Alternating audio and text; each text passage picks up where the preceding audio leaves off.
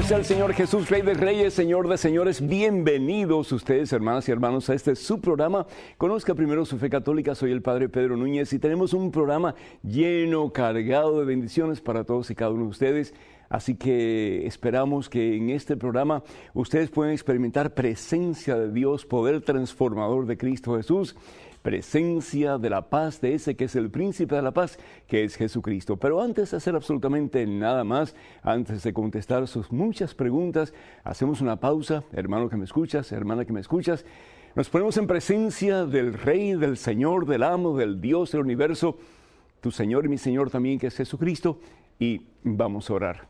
Yo te alabo, yo te bendigo, yo te doy gracias, Señor Jesús, por este momento, por esta oportunidad.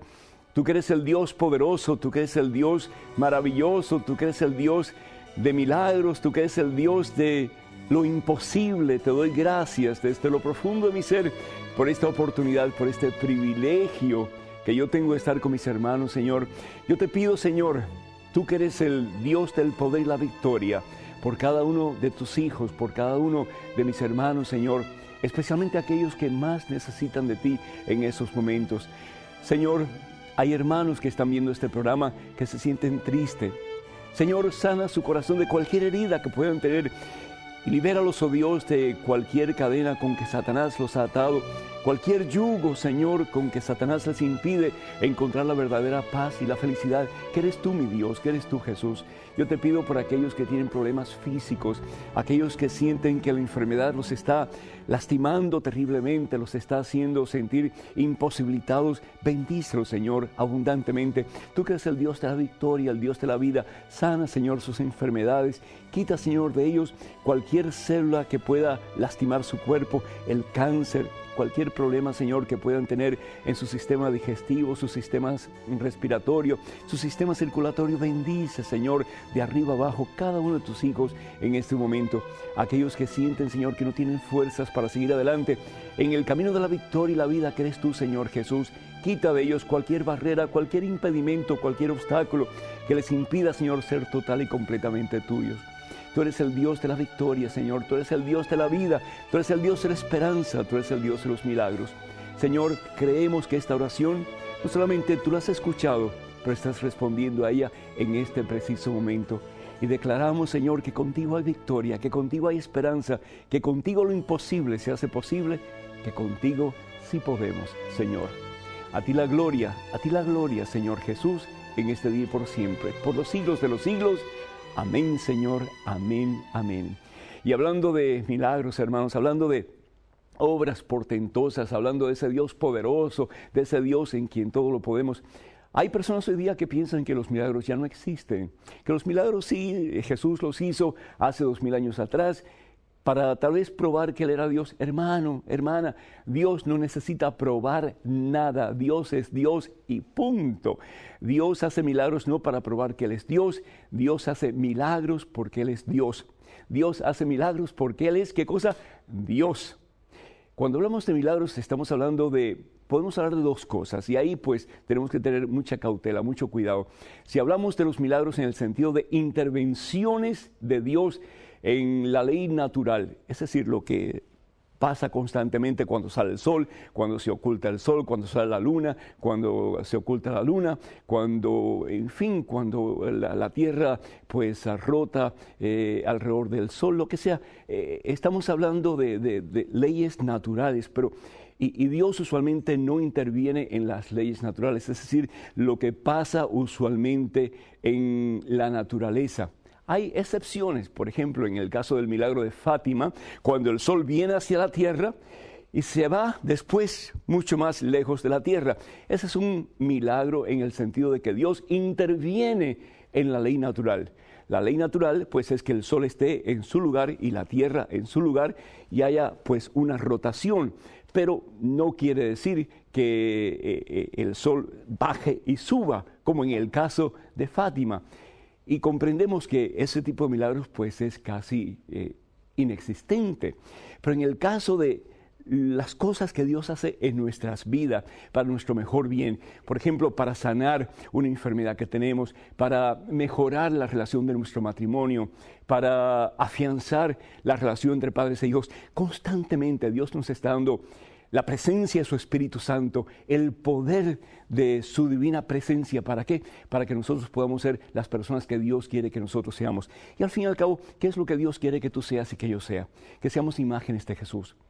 Y que al ser imágenes de Jesús podamos no solamente tener presencia, el poder de Dios en nosotros, pero poder reflejar esa presencia a otras personas. Decía el gran San Agustín de Hiponia que el ser humano sano es la gloria de Dios. Dios no te quiere roto, Dios no te quiere enfermo, Dios no te quiere triste, Dios no te quiere violento, Dios no te quiere sin esperanza, Dios no te quiere en el suelo vencido, derrotado. No, Dios te quiere sano, Dios te quiere perfectamente saludable, Dios te quiere en victoria. Y por eso es que es importante pedirle al Señor que nos dé su gracia, que nos dé su fuerza. ¿Para qué? Para nosotros poder caminar en la victoria de los hijos de Dios. He venido para que tengan vida, dice el Señor Jesús. He venido, hermano que me escuchas, hermana que me escuchas, no para que sigas en el suelo, dice el Señor Jesús. He venido para que tengas, ¿qué cosa? Vida, para que te levantes en el poder de mi divino amor y puedas comenzar una vida nueva. De nuevo, ya no en derrota, ya no en el suelo, sino que en la victoria de los hijos de Dios. Por eso es importante pedirle al Señor. El Señor Jesús dice en el Evangelio según San Mateo capítulo 7, versículo 7, pide y ¿qué cosa? Se te dará. Pide y se te dará. Busca y ¿qué cosa? Encontrarás. Toca la puerta y la puerta, ¿qué cosa? Se te abrirá. ¿Por qué? Porque el Señor Jesús nos quiere dar en abundancia, porque nos ama. El Señor Jesús constantemente nos quiere dar cosas maravillosas. Quiere hacer en tu vida y en la mía obras portentosas. ¿Por qué? Porque al fin y al cabo Él es Dios. No nos conformemos entonces con pedir cosas pequeñitas, pero pidamos cosas grandes, porque Dios es el Dios de la grandeza, Él es el Dios de la victoria. Y con esto no estoy diciendo que, ¿verdad?, debemos estar constantemente pensando en las cosas más grandes. Por ejemplo, dame dinero, dame títulos, dame esto. No, cosas que tienen que ver con nuestro bienestar físico y más aún con nuestro bienestar espiritual. Dios va a responder cuando nosotros necesitamos y pedimos al Señor con todo nuestro corazón, especialmente por nuestra salvación. Dios no quiere cosa mayor para ti y para mí que nuestra salvación. Y cuando nosotros tenemos a un familiar, cuando tenemos un hijo, por ejemplo, que está desviado, que está descarriado, ¿cómo no doblar rodillas y creer que lo imposible se va a hacer posible en esa persona? ¿Cómo no creer que ese hijo que está en drogas, un día, por el poder de Cristo Jesús en él y a través de nuestras oraciones, a través de nuestras súplicas, a través de nuestros pedidos, en fe, ese hijo que está encadenado, que siente que ya no hay esperanza para él, para ella, ese hijo va a ser libre y va a poder comenzar una vida nueva? He venido para que tengan vida y vida plena. Los milagros existen, hermanos. Los milagros son de todos los días cuando hablamos de obras portentosas para que el Señor, a través de nuestra súplica, nos siga sacando de la miseria, del lodo, de la basura en que estamos metidos y darnos la posibilidad de un nuevo comienzo. Yo soy testigo del poder de Dios, yo soy testigo de la fuerza de Dios, yo soy testigo de que Dios realmente obra milagros, es decir, obra portentosamente cuando nosotros doblamos rodillas y reconocemos que solo en Él tenemos victoria y esperanza. Yo no podía predicar en público, sin tomar pastillas estupefacientes, es decir, yo tenía que tomar pastillas para controlar mis nervios. Yo era una persona excesivamente insegura, siendo sacerdote. Hermanos, y es que el hábito no hace al monje. Yo necesitaba tomar pastillas de Valium para poder tener un poco de paz y poder predicar con un poco de seguridad. Hasta un día que voy a asistir a un amigo en un evento de predicación, un fin de semana, y ya cuando estoy en el avión, que estoy ya camino al lugar donde tengo que ir a predicar, me doy cuenta que no tengo las pastillas, me doy cuenta que no tengo el Valium. Y en ese momento, horror, no sabía qué hacer, no podía salirme del avión, pues estaba, qué sé yo, a cuántos pies de altura. no podía hacer absolutamente nada. Solamente una cosa podía hacer, hermanos. Y Dios permite muchas veces las pruebas, Dios nos las da, Dios nos las manda, pero las permite muchas veces, ¿sabes para qué? Para que nosotros reconozcamos que el poder viene única y exclusivamente de Jesús, única y exclusivamente de Dios, que nosotros solos muchas veces no, siempre nada solo podemos hacer, solamente con la fuerza de Dios, solamente con la gracia de Dios, solamente con el poder de Dios en nosotros podemos sobrepasar obstáculos, dificultades, situaciones adversas y caminar en victoria. Hermano, yo jamás en mi vida he orado tanto, jamás en mi vida he doblado tantas rodillas y le he pedido al Señor que me dé su gracia para poder predicar su palabra con paz, con ecuanimidad, con seguridad. Y bendito sea Dios, hermano, lo puedo decir públicamente sin que me quede nada por dentro. Jesucristo obró en mí y obró en mí un milagro. ¿Por qué? Porque lo que era imposible para Pedro, con Cristo Jesús, fue posible. Y aquel fin de semana yo recuerdo, yo prediqué con poder, hermano. Yo prediqué con convicción, hermana. Yo prediqué con autoridad. ¿Por qué? Porque no era yo el que estaba predicando. Yo simplemente me convertí en ese fin de semana en un instrumento del Señor. Era Cristo Jesús quien estaba hablando a través de mí. ¿Por qué? Porque yo había puesto mi confianza en el Señor. Porque yo había doblado rodillas. Porque yo había dicho, Señor, yo no puedo, pero contigo yo sí puedo. Con el Dios del poder, con el Dios de la victoria, con el Dios del milagro, yo sí puedo. Y ¿sabe una cosa? Desde ese momento en adelante, ya yo no uso pastillas estupefacientes. Otro milagro. Ya yo no uso Valium, ya yo no uso ningún tipo de medicamento para tener paz. ¿Sabes por qué, hermano? ¿Sabes por qué, hermano? Y te lo digo desde lo profundo de mi corazón, porque desde ese momento en adelante yo me di cuenta que solamente necesito uno para tener paz y su nombre es Jesucristo. Solamente necesito uno para poder caminar en victoria y su nombre es Jesucristo. Solamente necesito a uno para levantarme de mis miserias, de mis inseguridades, de mis miedos, y para reconocer que no estoy solo en esta vida. Y su nombre es Jesucristo. Bendito sea Dios. Bendito sea Dios por ese que es el Señor de los milagros. ¿Y quién es el Señor de los milagros? Jesucristo.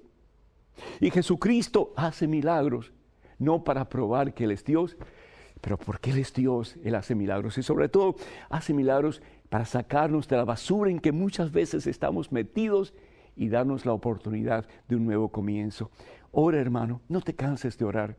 Acuérdate que hay poder en la oración. Ora por ti para que el Señor te quite las cadenas con que Satanás te ha secuestrado por tanto tiempo. Ora para que tus hijos, tus hermanos, tus padres, quien sea que esté en el camino extraviado, vuelva al redil del Señor y pueda experimentar la libertad que solamente en Cristo Jesús podemos tener. Dios existe. Jesucristo no está en la tumba de Jesús está vacía.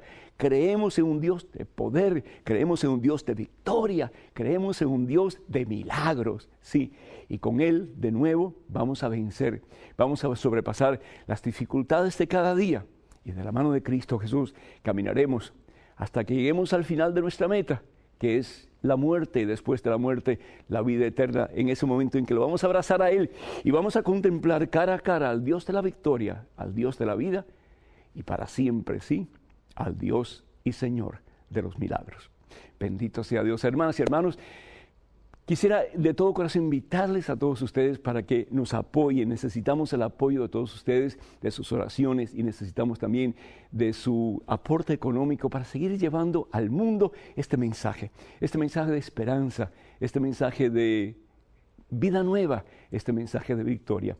Y quiero también pues dar las gracias a todos ustedes que se han sumado a la lista de amigos del Padre Pedro Núñez a través de Facebook, y me encantaría, si ustedes no son amigos del Padre Pedro a través de Facebook, que lo hagan. Todo lo que tienen que hacer es ir a facebook.com/EWTN Español. Repito, facebook.com/EWTN Español, y ahí se hacen amigos míos y con frecuencia les estaré enviando pues meditaciones, pasajes bíblicos que yo estoy seguro les va a ayudar en su crecimiento y en su relación con Cristo Jesús, el Señor de los milagros. Y también les quiero invitar para que vayan a YouTube a ver los programas que hemos hecho en el transcurso de estos últimos años en EWTN, especialmente los programas de Conozca Primero su Fe Católica. Todo lo que tienen que hacer es ir a youtube.com/EWTN Español. Repito, youtube.com/EWTN facebook.com/EWTN Español. Vamos a ir a una pausa, pero regresamos en cuestión de momentos, así que hermanas y hermanos, no se vayan, por favor, quédense con nosotros.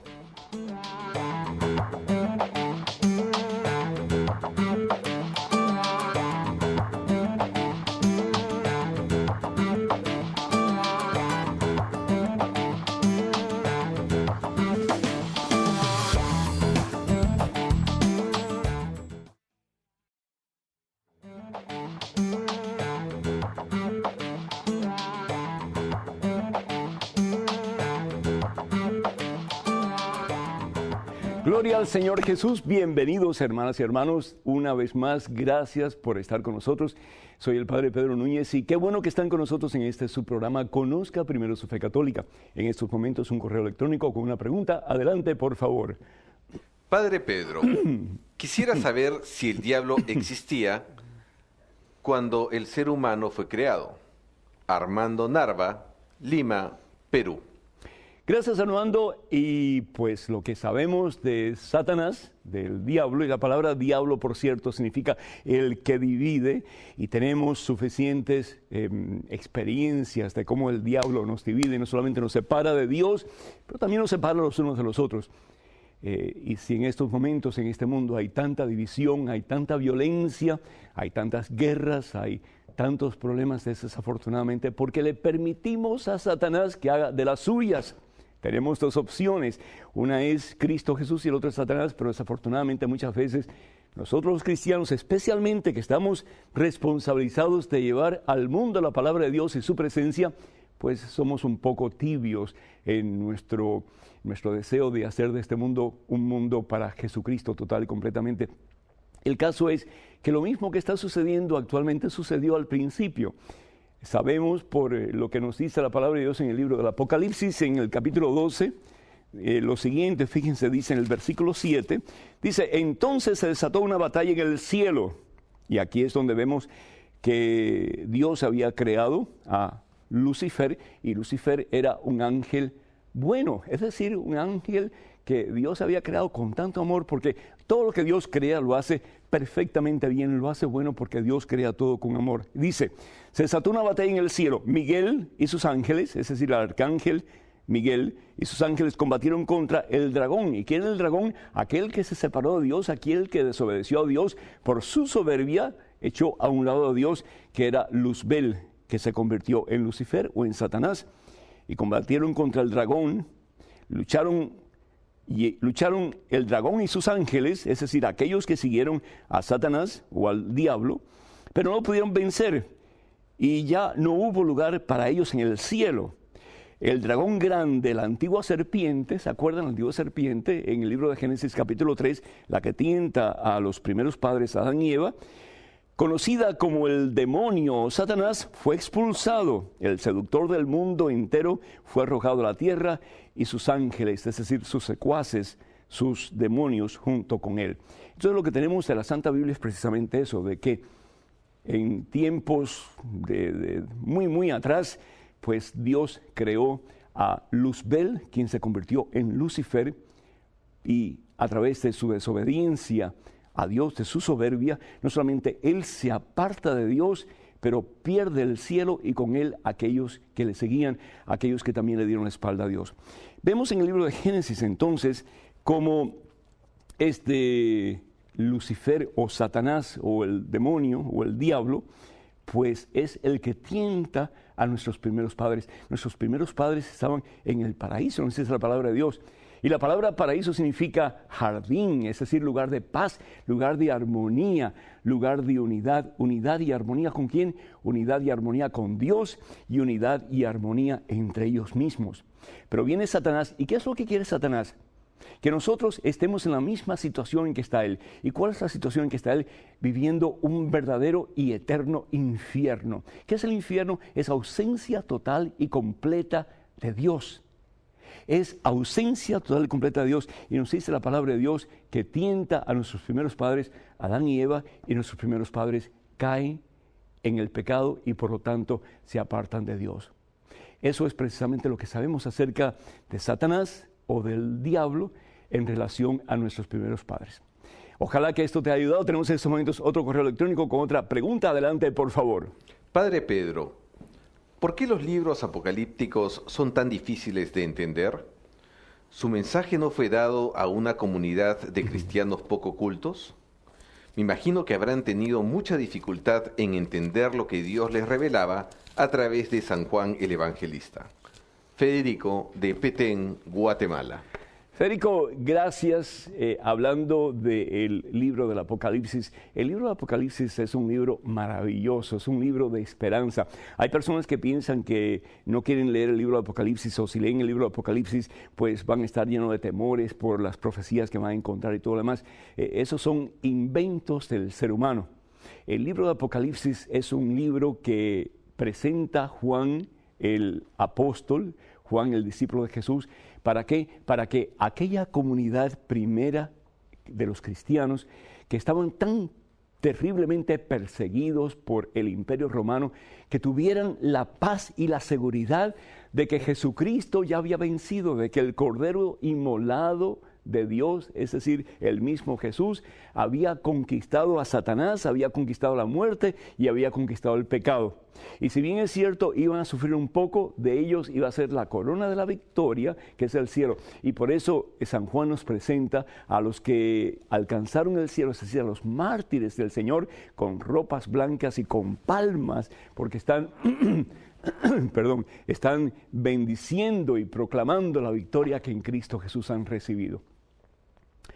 Cuando nosotros hablamos acerca del libro del Apocalipsis, que yo quiero que ustedes estén conscientes de nuevo de que este libro no es un libro de profecías de muerte, de destrucción, de derrota, es todo lo contrario, todo lo contrario. Y este libro presenta un lenguaje muy especial, en forma de símbolos. Pero estos símbolos son muy entendibles para los cristianos de aquellos tiempos.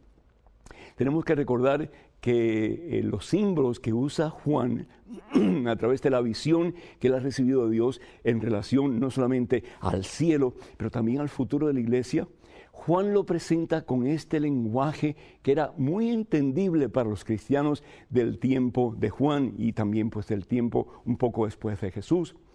Y lo importante es que este lenguaje se utiliza para que aquellos que no son cristianos, aquellos que no pertenecen a la Iglesia de Jesucristo, no entiendan y por lo tanto no persigan más severamente al pueblo de Dios. Este lenguaje simbólico se utiliza hasta el año 100 más o menos después de Cristo. Y de nuevo, lo importante es que es un libro de esperanza. El Cordero ha vencido. Jesucristo ha ganado la victoria. Y aquellos que nos sumamos a las filas de Jesucristo, aquellos que compartimos la fe en Jesucristo, un día también nuestra va a ser la victoria eterna que es el cielo. Y estaremos para siempre gritando desde lo profundo de nuestros pulmones: Santo, Santo, Santo es el Cordero de Dios, que ha quitado para siempre el mal y el pecado del mundo. Aleluya. En estos momentos un correo electrónico con otra pregunta. Adelante, por favor. Padre Pedro, al fin y al cabo, ¿cuántos libros hay en la Biblia? Pregunto esto porque he oído a varias personas decir diferentes números. Por favor, aclare. Armando Martínez, Paraguay. Armando, muchísimas gracias. Y bueno, pues en la Biblia tenemos 73 libros. Tenemos los 27 libros que están en el Nuevo Testamento, y tenemos además de eso pues 46 libros que están en el Antiguo Testamento, así que 46 más los 23, estamos hablando de 73 libros que tenemos en total en la Biblia católica. Ahora, la Biblia protestante es un poquito diferente a la Biblia católica. La Biblia protestante tiene 7 libros menos que la Biblia católica. ¿Y por qué es esto? Pues cuando Martín Lutero comenzó la reforma protestante, es decir, la reforma en contra de la Iglesia Católica, o sí, lo que él pensaba que estaba equivocado o mal en la Iglesia Católica, él toma la Biblia y quita 7 libros del Antiguo Testamento. Y dice que esos libros son apócrifos porque así decía una escuela rabínica, es decir, una escuela de judíos que fueron instrumentos en preservar los libros del Antiguo Testamento. Pero, ¿en qué se basaban estos rabinos judíos para decir que estos 7 libros no podían estar incluidos en el canon de la Biblia o en el canon de los libros del Antiguo Testamento? Pues decían que estos libros no podían estar incluidos, no podían ser inspirados por Dios y por lo tanto no podía ser palabra de Dios porque estos libros no habían sido escritos en hebreo. Es decir, como que solamente los libros escritos en hebreo tenían la autenticidad de palabra de Dios o inspirados por Dios. Y esto, pues realmente, con el perdón de los rabinos que sabían tanto, pues Dios no solamente se comunica en hebreo con su pueblo, Dios se puede comunicar en cualquier idioma con su pueblo. Y por eso es que la iglesia, cuando los obispos de la iglesia en el año 370-75 deciden o se reúnen para decir cuáles son los libros que van a formar parte de lo que hoy día conocemos como la Santa Biblia, incluyen esos 7 libros del Antiguo Testamento como libros inspirados por Dios o libros canónicos. Los protestantes llaman a estos libros apócrifos. Nosotros en la Iglesia Católica los llamamos libros deuterocanónicos. Y la diferencia, apócrifo significa como libros escondidos.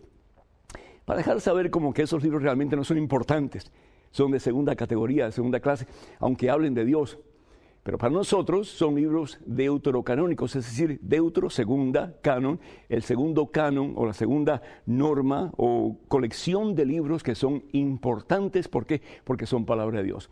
Entre esos libros están primero y segundo Macabeo, está el libro de Judith, el libro de Esther, el libro de Tobías y varios otros libros más. Entonces, lo importante es el estar consciente de lo que enseña la Iglesia Católica es lo correcto, es lo que Dios quiere que nosotros conozcamos.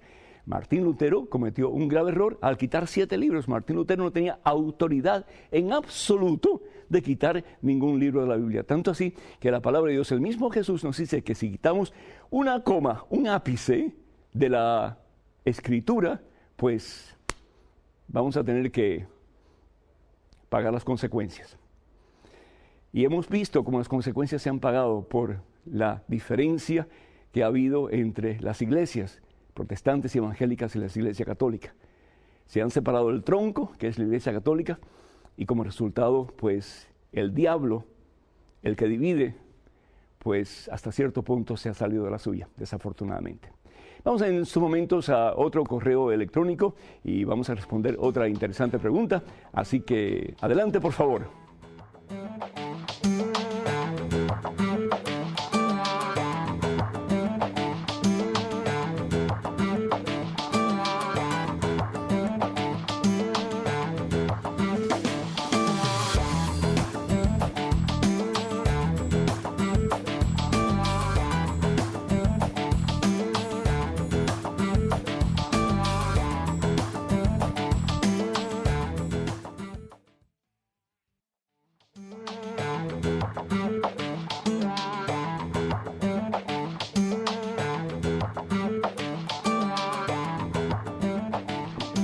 Bienvenidos sean ustedes, hermanas y hermanos, una vez más a este su programa Conozca Primero su Fe Católica.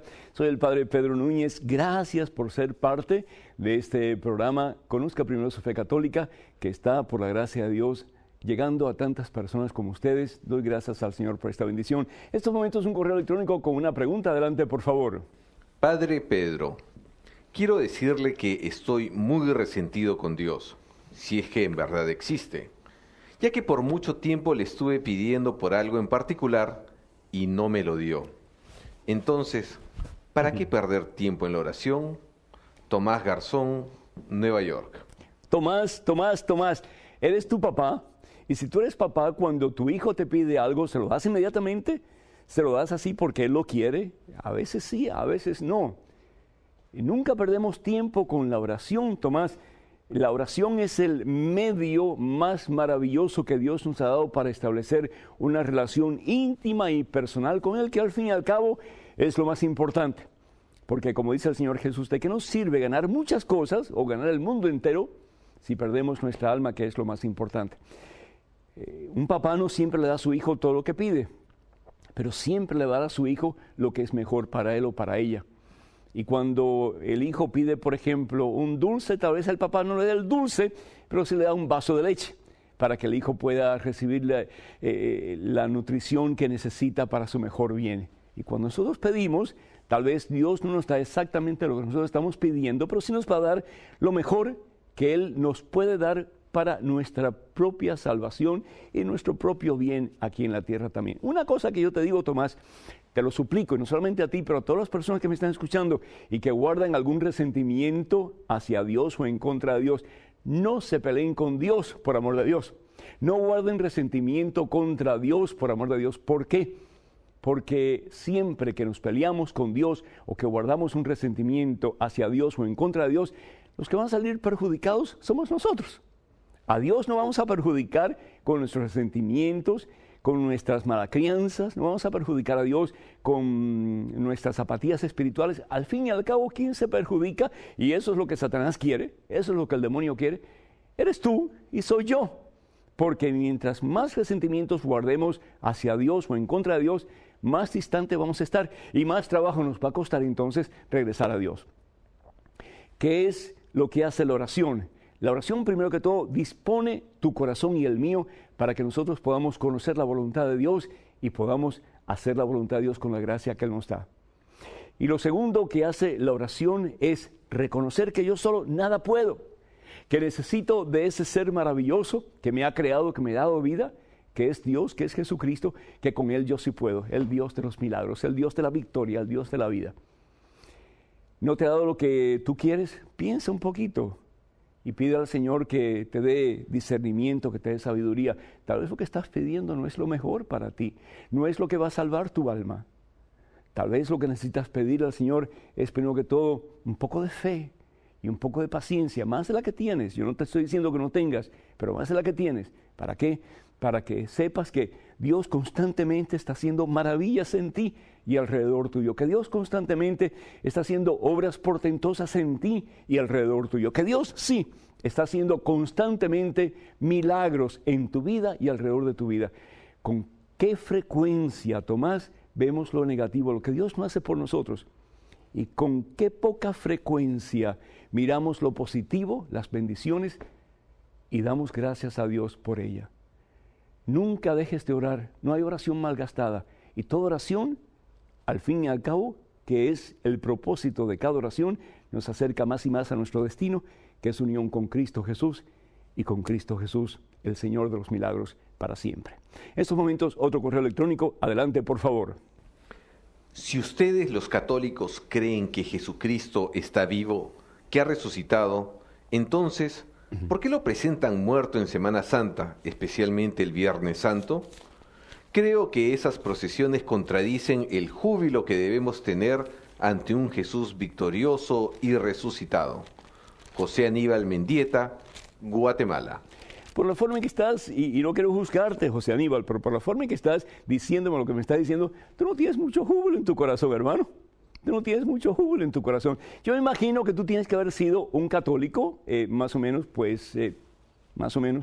en algún momento de tu vida, pero que te cambiaste de religión y ahora pues estás atacando la iglesia que te dio a Jesucristo, que es la iglesia católica. Antes de que tú apagues este programa o lo cambies o en fin, ¿verdad? Yo te pido una cosa, ¿qué es lo que dice la palabra de Dios en el Evangelio según San Juan, capítulo 3, versículo 16? ¿Qué dice la palabra de Dios? Tanto amó Dios al mundo, tanto amó Dios, tanto te amó Dios a ti y a mí, que dio a su único Hijo.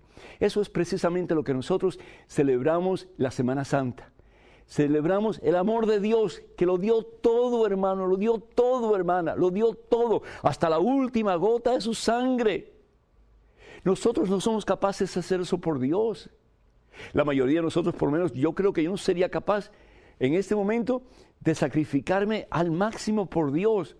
Yo digo que yo lo hago, pero cuando yo esté en esa situación, quién sabe si voy a ser honesto conmigo mismo, de dar hasta la última gota de mi sangre, de dejarme crucificar como Jesús, 3 horas de agonía, de dejarme flagelar como Jesús, de dejarme coronar con una corona de espinas horrible en mi cabeza.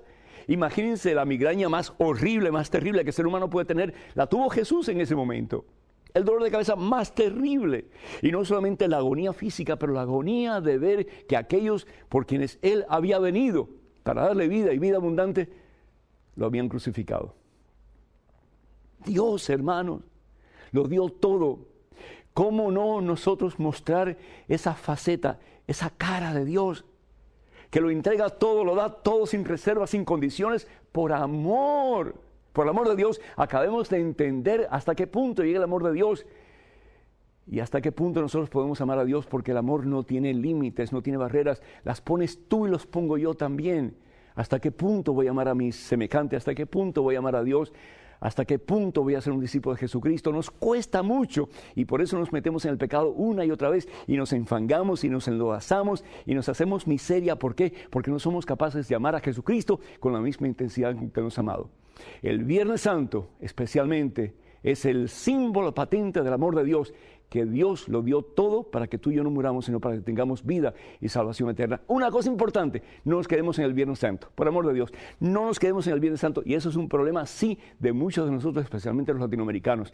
Nos quedamos en la procesión, nos quedamos en la lloradera, nos quedamos en la tristeza, nos quedamos en la amargura. Fíjense la talla de la mayoría de nuestros santos en América Latina, todos tienen sangre, todos están así como que tristes, amargados. Espera un momentito, ahí tampoco. Exageraciones tampoco. Si bien es cierto que tenemos que estar conscientes del amor de Dios y experimentarlo y proclamarlo a través de las procesiones de Semana Santa, también el gozo de la resurrección y también saber que si Dios lo dio todo por nosotros, que nosotros con Cristo Jesús podemos levantarnos de nuestras miserias y comenzar a experimentar el domingo de resurrección desde este preciso momento. Así sea. Amén. Otro correo electrónico, adelante, por favor. Hay gente que dice que tiene revelaciones. Una señora que no me conoce me ha dicho cosas que me han dejado anonadada. ¿Qué hay de cierto con estas revelaciones? Gracias. Zoila, de El Salvador. Zoila, gracias por tu confianza en nosotros, gracias por tu correo. Pero una cosa sí quiero como que ponerte en guardia. Ten mucho cuidado con revelaciones que otras personas digan de ti. ¿Por qué? Porque puedes entrar en el campo de la adivinanza y el campo de la adivinanza está en contra de la voluntad de Dios. Si tienes oportunidad de leer el libro de Deuteronomio que se encuentra en el Antiguo Testamento y ve al capítulo 18 de ese libro de Deuteronomio, capítulo 18, versículo 10 en adelante, y vas a ver cómo Dios está en contra de todo tipo de adivinanza, de consulta con los espíritus, de lectura del horóscopo, en fin, de todas esas cosas. ¿Por qué? ¿Sabes por qué? Porque Satanás es muy hábil y Satanás usa esas cosas para que nosotros pongamos nuestra confianza en esas cosas, la adivinanza, el buscar gente que nos cure de ciertas cosas, curanderos que invocan, me imagino yo, que a Satanás o a espíritus o cosas así, el consultar espíritus, todas esas cosas no son de Dios. Ponemos nuestra confianza en cosas en vez de poner nuestra confianza en el hacedor de todo lo que existe, visible e invisible, que es Dios, que es Jesucristo. Entonces, yo te digo, ten mucho cuidado, porque de nuevo Satanás es muy hábil y Satanás puede usar a cualquier persona, y especialmente a los que se dan de adivinos o los que se dan de conocedores del futuro, para decirnos cosas que nos dejan así como que anonadados, y de esa forma pues ya ahí está el gancho para que queramos saber más y más y busquemos otros adivinos y busquemos otras cosas y usemos fetiches y demás para protegernos de la mala suerte, etcétera. Y lo que estamos haciendo es dejando de poner nuestra fe en el único que tiene poder para levantarnos, para restaurarnos, para liberarnos y para salvarnos, que es Jesucristo. Yo estoy convencido de que Dios le da lo que le quiera dar a cualquier ser humano. Yo estoy convencido, y eso lo enseña la Iglesia Católica, de que Dios puede dar muchísimos dones y muchísimas facultades mentales. Pero yo te aconsejaría que tuvieras mucho cuidado. Yo no te estoy diciendo que esta señora sea una divina o que, en verdad, no esté obrando según la voluntad de Dios. Sí te aconsejo, por otra parte, que hables con el sacerdote de tu parroquia o con un sacerdote de tu confianza. Lo que tú nos has dado como información es muy poca y no tenemos suficiente información para hacer un estudio adecuado o darte un consejo que realmente sea correcto en todo el sentido de la palabra. Pero sí te decimos, ten mucho cuidado, mucha cautela con cualquiera que te vaya a decir lo que te va a pasar en el futuro o lo que te está pasando y que tienes que hacer esto o lo otro. Ten mucho cuidado. Primero ten un director espiritual, alguien que te pueda ayudar y aconsejar debidamente según las enseñanzas de la iglesia y según la palabra de Dios. Y después de eso, pues entonces ya podrás actuar según tu conciencia. En estos momentos vamos a tomar una breve pausa, pero regresamos en cuestión de momentos. Así que, hermanas y hermanos, por favor, no se vayan. Quédense con nosotros.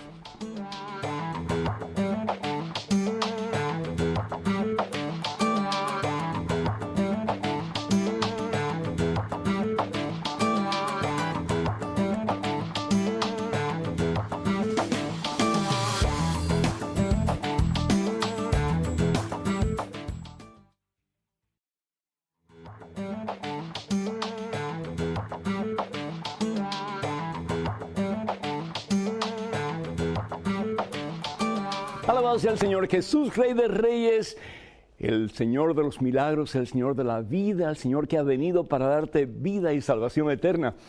Gracias, hermanos, por estar con nosotros aquí en este subprograma Conozca Primero su Fe Católica. Soy el Padre Pedro Núñez. Y gracias a todos aquellos que se han hecho amigos del Padre Pedro a través de Facebook. Y si usted pues no se ha hecho todavía amigo de este servidor, les invito de todo corazón para que vayan a facebook.com/EWTN Español. Repito, facebook.com/EWTN Español. Y regularmente le estaré enviando pensamientos, meditaciones para su crecimiento espiritual y para su cercanía a ese que es el Señor de los milagros, Jesús, nuestro Salvador. Y también les invitamos para que entren en YouTube para ver los programas de Conozca Primero su Fe Católica que hemos hecho en el transcurso de estos años, youtube.com/EWTN Español. En estos momentos, una pregunta. Adelante, por favor. Siempre he tenido un poco de duda respecto a la veracidad de la enseñanza de la Iglesia Católica en referencia a la asunción de María a los cielos. Sin embargo, leyendo la Biblia me he dado cuenta que 2 personas en el Antiguo Testamento subieron al cielo sin morir. El problema es que no me acuerdo quiénes eran o en qué pasaje leí sobre ellos. ¿Me podría dar alguna información al respecto? Gracias. José Armando, La Coruña, España. Y José Armando, todo lo que se me ocurre decir en estos momentos es aleluya, aleluya. Qué bueno que estés consciente que María Santísima, y esto para los hermanos evangélicos protestantes, por el amor de Dios, entiendan, Dios puede hacer lo que a Él bien le dé su realísima gana. Y si Él quiere asumir a alguien hacia Él, si Él quiere levantar a alguien a su gloria, Él tiene todo el derecho de hacerlo. Y lo hizo en el Antiguo Testamento, lo hizo con 2 personajes del Antiguo Testamento. Y tú preguntas quiénes son. Uno es Enoc en el libro de Génesis y el otro es Elías en el segundo libro de Reyes. Si nosotros vamos al libro de Génesis, capítulo 5, versículo 23, dice así. Vamos a ver. Génesis capítulo 5, aquí lo estamos buscando. Vamos a ver. Aquí dice 24, versículo 24. Dice, Enoc anduvo con Dios hasta que Dios se lo llevó. Sencillamente desapareció, es decir, se lo llevó, no hubo rastro de Enoc. Subió al cielo.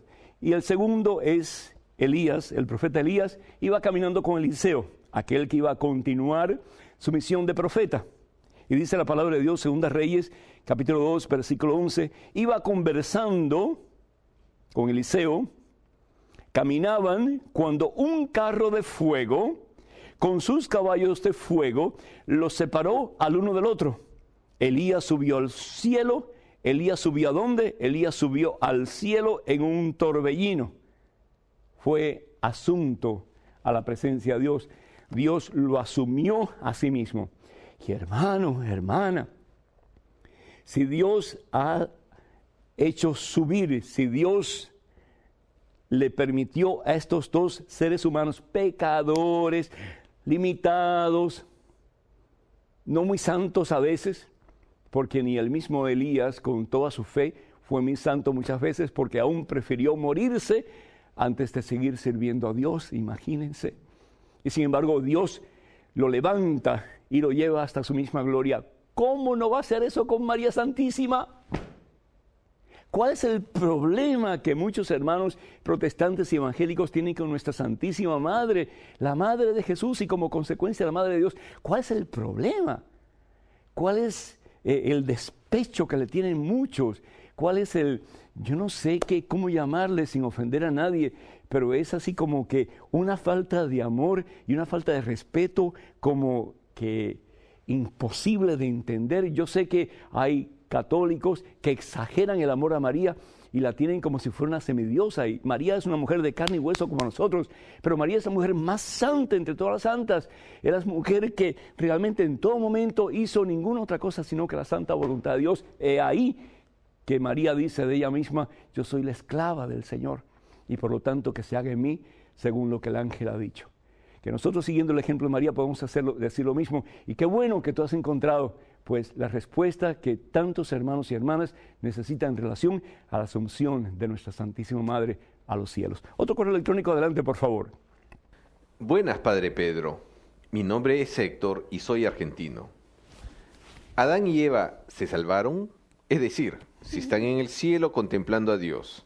Desde ya, muchísimas gracias. Saludos, Héctor.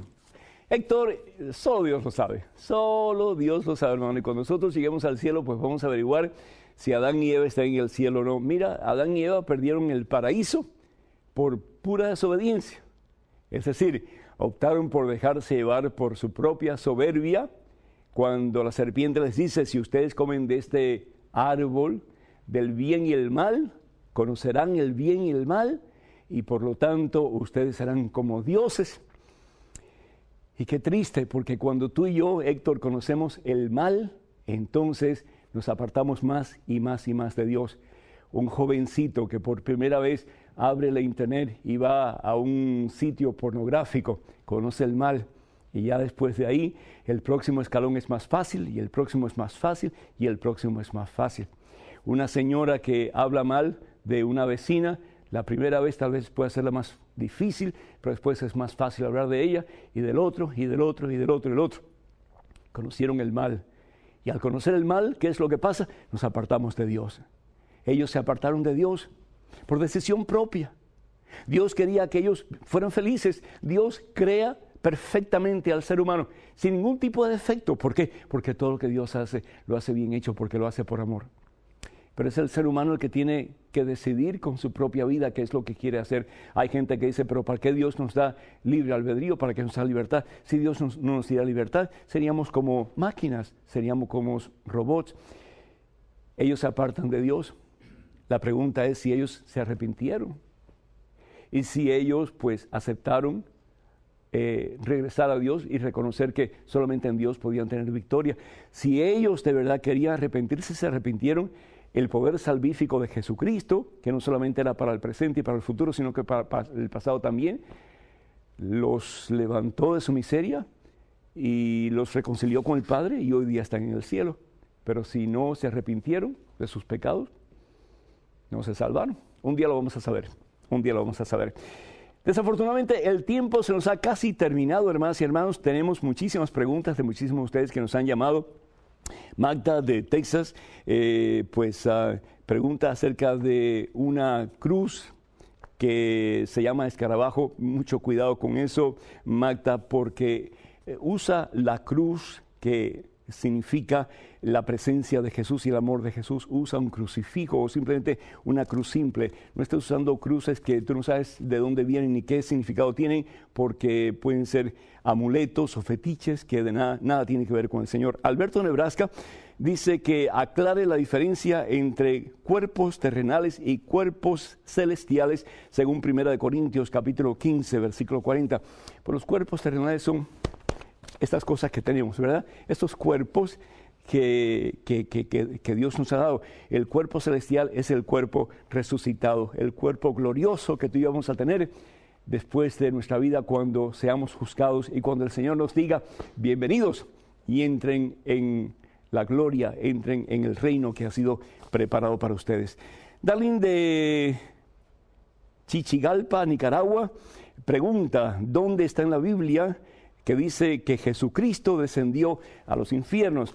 Y si nosotros vamos a el libro o la carta de San Pablo a los Efesios, en el capítulo 4, Efesios capítulo 4, versículo 9, la palabra de Dios dice: esto de subió, ¿qué significa? Sino que antes bajó al mundo inferior. ¿Y cuál es el mundo inferior? No es el Gehenna, es decir, donde está Satanás y sus secuaces, sino que el Sejol, el lugar donde estaban los justos esperando la salvación de Dios.